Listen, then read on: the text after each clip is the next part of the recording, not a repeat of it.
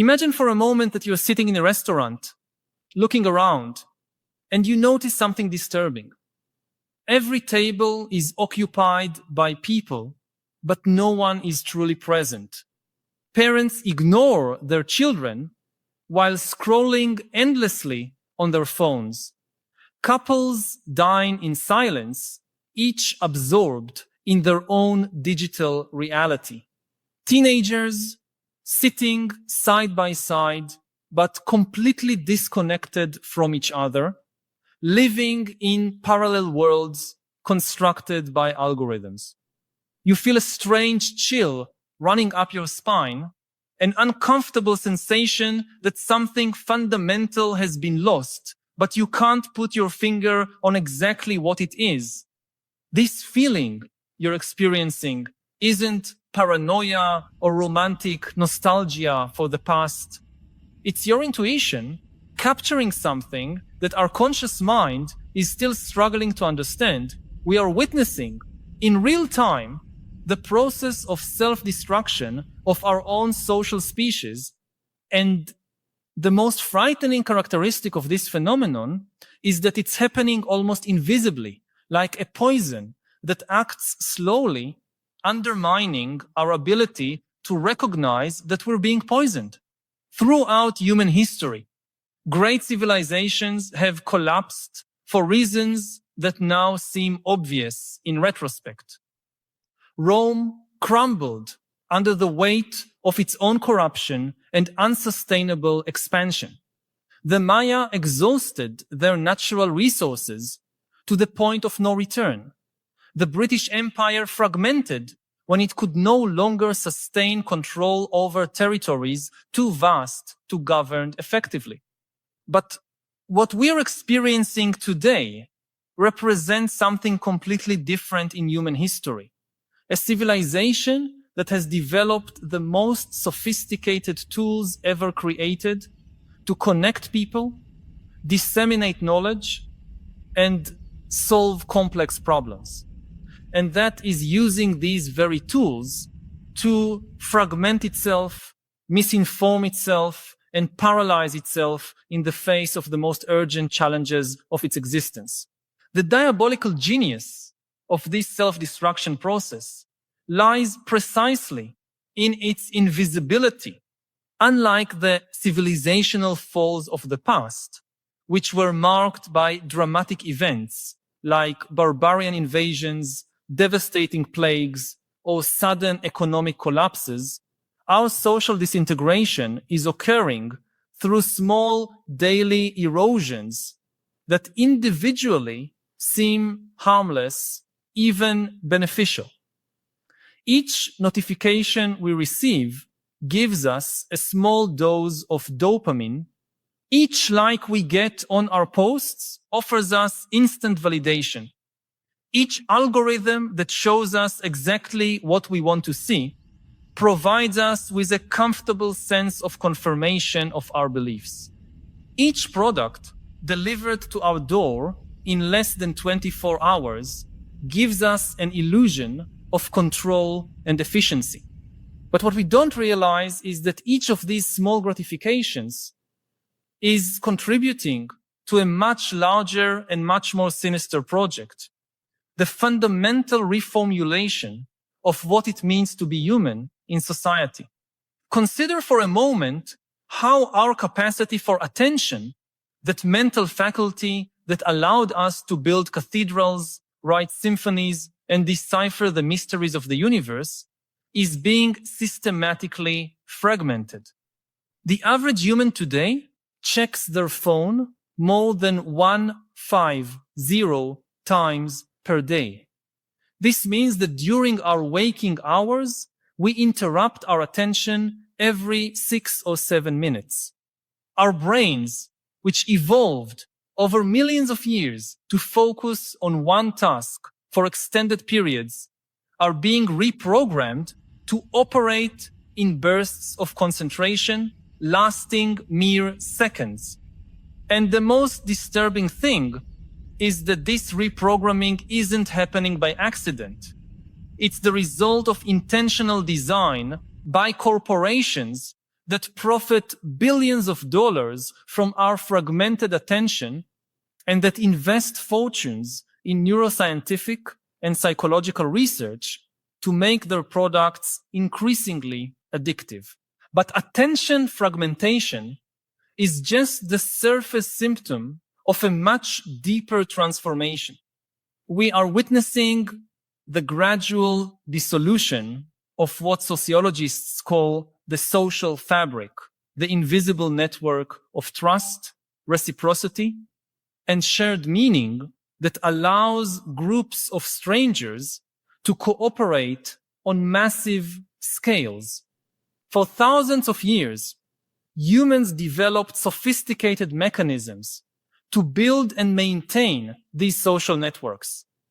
Religious rituals that created shared experiences, cultural traditions that transmitted values from generation to generation, political institutions that channeled conflicts constructively, public spaces where people of different backgrounds could meet and discover their common humanity. All these mechanisms are being systematically dismantled by the digital revolution, but they are not being replaced by functional alternatives. Instead, we are creating what we could call pseudo-socialization, the illusion of human connection without its real substance. When we spend hours interacting with people on social networks, our brain receives signals that we are being social, but these interactions lack the most fundamental elements of real human socialization: body language, tone of voice, physical presence, mutual vulnerability, real consequences for our actions. It's as if we were trying to nourish ourselves by eating only synthetic vitamins without ever consuming real food. Functionally, this might keep our bodies alive, but it cannot provide us with the rich and complex experience of true nutrition. The result of this pseudo-socialization is a phenomenon that is becoming epidemic in developed societies: mass loneliness. Recent studies show that more than 60% of American young adults report feeling chronic loneliness, and these numbers are increasing dramatically year after year. But this isn't the romantic loneliness of the misunderstood artist or the contemplative philosopher. It's a deep existential loneliness, a sense of disconnection, not only from other people, but from reality itself. It's the loneliness of someone who has hundreds of friends online, but no real friends to call in a crisis. It's the loneliness of someone who is constantly entertained, but never truly engaged. It's the loneliness of someone who has instant access to all the world's information, but lacks the wisdom to make sense of it. And here we arrive at the cruelest paradox of our current situation. We have never had access to so much information, but we have never been so misinformed. We have never had so many communication tools, but it has never been so difficult to have real conversations. We have never had so many entertainment options, but we have never been so bored. We have never had so much individual freedom, but we have never felt so trapped. These aren't accidental paradoxes. They are the inevitable result of a system that optimizes for the wrong metrics. We are optimizing for clicks instead of understanding, for engagement instead of real connection, for economic growth instead of human well-being, for technological innovation instead of wisdom. The technology that should liberate us is transforming us into increasingly predictable and controllable versions of ourselves. Every search we make, every product we buy, every content we consume feeds algorithms that build increasingly precise psychological profiles of who we are and what we're likely to do next. This information is not being used to help us become better versions of ourselves, but to sell us products, manipulate us politically, and keep us engaged as long as possible on platforms that profit from our attention. The most frightening thing is that we are reaching a point where we know the digital versions of people better than the real people. We spend more time interacting with algorithmic representations of our friends and family than with themselves. Social media algorithms decide which version of each person we see, which aspects of their lives are emphasized, which emotions are amplified. We are literally living in a reality constructed by machines that have no capacity to understand what it means to be human, and that are programmed by people whose main goal is not our well-being, but maximizing the time we spend on their platforms. This process of digitalizing our humanity is creating a society of people who are increasingly like video game characters, predictable, superficial, motivated by immediate rewards and numerical scores. How many likes did I get today? What's my credit score? How many steps did I walk? How many friends do I have online? How many views did my last post get? We are reducing the infinite richness of human experience to quantifiable metrics, and in the process, we are losing access to the most important aspects of our humanity: our capacity for deep contemplation, our ability to form authentic connections, our competence to deal with ambiguity and complexity, our wisdom to distinguish between what is important and what is merely noise. Simultaneously, we are witnessing the disintegration of institutions that for centuries served as mediators between the individual and the broader society. Traditional journalism, universities, political parties, religious organizations, unions, community clubs, all these spaces where different perspectives could meet, debate, and eventually reach some kind of consensus, are losing their authority and relevance. In their place, we are creating digital echo chambers where people with similar views reinforce each other, algorithms that show us only what we already agree with, and influencers who make money confirming our existing prejudices. The result is an increasingly polarized society where different groups of people not only disagree about solutions to common problems, but literally live in different realities with completely distinct sets of facts about the world. And when we can't even agree on the basic nature of reality, how can we expect to cooperate to solve the complex challenges we face as a species? Because the challenges we face are literally matters of life and death for our civilization. Climate change, artificial intelligence, genetic engineering, growing inequality, nuclear weapons, pandemics, all these are problems that require global cooperation on an unprecedented scale in human history. They demand that billions of people with different cultures, values, and interests work together in a coordinated way for decades or even centuries. But instead of developing the institutions and collective mentality necessary to face these challenges, we are fragmenting into smaller and smaller tribes that are increasingly hostile to each other. The tragic irony is that we have, for the first time in history, the technical tools necessary to solve most of these problems, We have enough renewable energy to power all of civilization. We have enough scientific knowledge to cure most diseases. We have enough resources to eliminate extreme poverty. We have enough technology to create educational systems that could develop every human being's potential. What we lack are not technical solutions, but the collective capacity to implement these solutions. We are like a family that has all the ingredients to prepare a feast, but whose members are so busy fighting among themselves that the food rots in the refrigerator.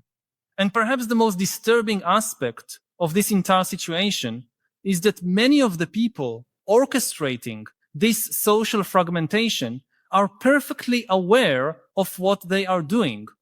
Technology company executives send their own children to schools that prohibit digital devices because they know these technologies are harmful to cognitive development. Politicians who amplify social divisions to win votes live in communities where these divisions don't directly affect them. Billionaires who profit from environmental destruction build luxury bunkers in New Zealand to escape the consequences of their own actions. But here we need to pause and ask a crucial question. If so many powerful people know we are walking toward a precipice, why aren't they doing anything to change direction? The answer is both simple and terrifying, because the system we have created is more powerful than any individual within it. Even those who seem to be in control, we are trapped in a dynamic that economists call the tragedy of the commons, where each individual actor, acting rationally according to their own short-term interests, contributes to a collective outcome that is disastrous for everyone. The CEO of a social media company cannot simply decide to make their platform less addictive, because that would reduce engagement, which would reduce advertising revenue, which would make stock prices fall, which would lead shareholders to replace them with someone more willing to maximize addiction. A politician cannot simply stop using divisive tactics, because their opponents will continue using these tactics and gain electoral advantage. A journalist cannot simply stop producing sensationalist content, because readers naturally gravitate toward drama and controversy, and outlets that don't provide this stimulation lose audience. We are, in other words, trapped in a kind of machine that we ourselves built, but that now operates according to its own internal logic, independent of our conscious intentions. And the logic of this machine is simple. Maximize engagement, maximize profit, maximize growth, regardless of human or environmental cost. It's a logic that treats human beings not as ends in themselves, but as resources to be extracted, data to be collected, attention to be monetized. We have reached the point where our own collective intelligence, which allowed us to dominate the planet and build impressive civilizations, is being used against us. Artificial intelligences trained on our data are becoming better than ourselves at predicting and manipulating our behavior. Algorithms know our desires, fears, and weaknesses better than our own friends and family. And these intelligences are not being used to help us grow, learn, and become better versions of ourselves, but to keep us in predictable behavioral loops that benefit their creators. Imagine a future, not very distant, where you wake up in the morning and before even getting out of bed, your phone already knows what kind of mood you're in, what type of content you'll want to consume, what products you're most likely to buy, what political opinions you're most susceptible to embracing, not because you consciously chose these things, but because algorithms analyzed your sleep pattern, your movements during the night, the speed with which you unlocked your phone, and 1,000 other subtle signals you didn't even know you were emitting. These algorithms then build your entire day around keeping you engaged, shopping, and predictable. Your choices become less and less yours, and more products of sophisticated manipulation that operates below the threshold of your consciousness. This is not dystopian science fiction. Elements of this reality are already manifesting around us. The question we need to face is there still time to change course? Is it still possible to recover our individual and collective agency? Can we still build a society that optimizes for human flourishing instead of corporate profit? I believe it is still possible, but only if we recognize the real urgency of our situation. We need to understand that we are not just facing political or economic problems that can be solved through elections or gradual reforms. We are facing an existential crisis that requires a fundamental transformation in how we think about technology, about community, about what it means to live a meaningful life in the 21st century. But perhaps the deepest and most disturbing dimension of this social self-destruction is something we have not yet fully explored, how it is fundamentally redefining our relationship with truth, with reality, and ultimately with our own identity as a species. For the first time in human history, we are creating parallel realities on a massive scale. I'm not just talking about differences of political or cultural opinion, which have always existed, but about the fragmentation of the very notion of a shared objective reality. When our algorithms show us personalized versions of the world, when our information sources are customized to confirm our existing prejudices, when our experience of reality is mediated by artificial intelligences that operate according to logics we don't understand, we are essentially living in separate informational universes. Consider how this manifests in practice. One person can wake up in the morning and receive news that confirms their political view is correct, that their fears are justified, that their identity groups are under attack. Another person in the same city at the same moment receives a completely different set of facts about the same events, confirming a diametrically opposite worldview. We are not just disagreeing about interpretations of the same data. We are literally being exposed to different sets of data, carefully selected to maximize our emotional engagement. This fragmentation of reality has consequences that go far beyond political polarization. It is undermining our collective capacity to identify and solve real problems. How can we face climate change if half the population lives in a reality where it doesn't exist?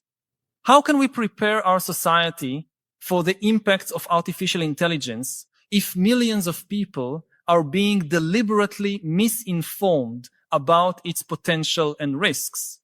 How can we build evidence-based public policies if we can't even agree on what constitutes valid evidence?